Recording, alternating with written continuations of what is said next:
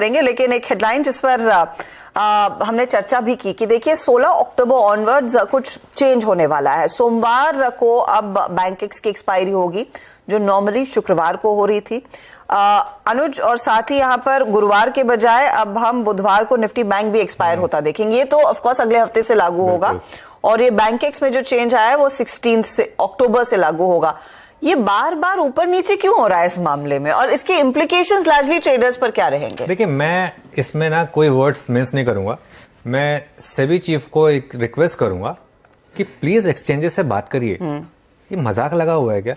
हर हफ्ते उठ के बोल देते हैं कि ये पहले एक बार एनएसई ने उठ के बोला कि हम इस दिन एक्सपायरी करेंगे, फिर वो सर्कुलर रिवर्स कर दिया। उसके बाद 2 हफ्ते बाद आके बोला कि अब हम सिर्फ बैंक निफ्टी की एक्सपायरी वेडनेसडे को कर रहे हैं। अब बीएससी उठ के आके बोल रहा है कि हम एक्सपायरी मंडे को कर रहे हैं। ठीक है, आप एक काम करिए ना, आप रोज एक एक्सपायरी कर दीजिए, जिसका जो मन करे वो कर दीजिए, रोज हम एक्सपायरी करेंगे। मतलब क्या मतलब है ये? ट्रेडर्स को मतलब आप एक टेकन फॉर ग्रांटेड ले लिया है कि जब हम कहेंगे जो हम करेंगे उसके हिसाब से हो जाएगा। अरे लोगों को अपनी स्ट्रैटेजीज बनानी होती है, इंडिविजुअल्स वो इंडेक्स पर लोग अपनी अलग अलग स्ट्रैटेजी बनाते हैं।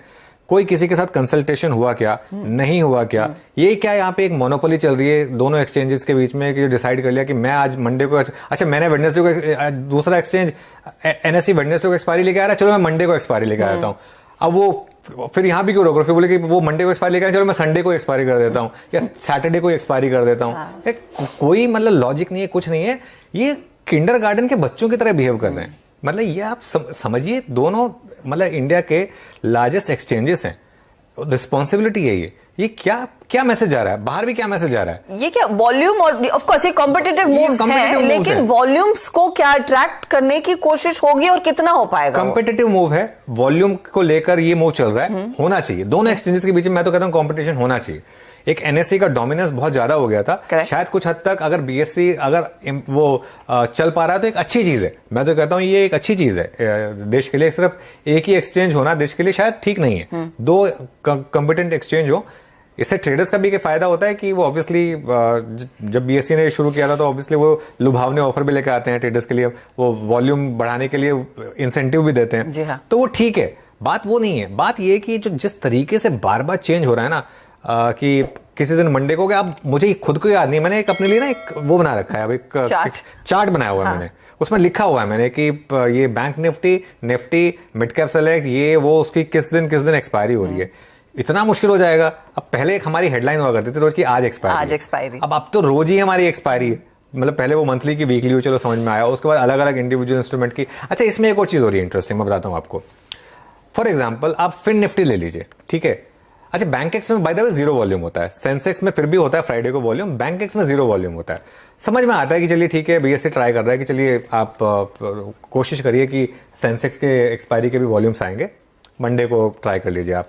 मैं एक एग्जांपल दे रहा हूँ फिन निफ्टी का। ट्यूसडे को उसकी एक्सपायरी होती है, वो इंडेक्स मंडे तक कुछ नहीं कर रहा होता है। वो सिर्फ मंडे को दोपहर को ट्यूसडे को जागता है, और उसमें भी फ्यूचर में कुछ नहीं होता, उसमें सिर्फ ऑप्शन में काम होता है। ये प्योर गैम्बलिंग बन के रह गया और कुछ नहीं है। जब ऑप्शन शुरू हुए थे तो वो ऑप्शन शुरू हुए थे एक आपको जो है हेजिंग यूज करने के लिए, या फिर एक ट्रेडिंग में आप ठीक है एक मंथली एक डायरेक्शनल कॉल ले रहे हैं आप, उसके लिए शुरू हुए थे।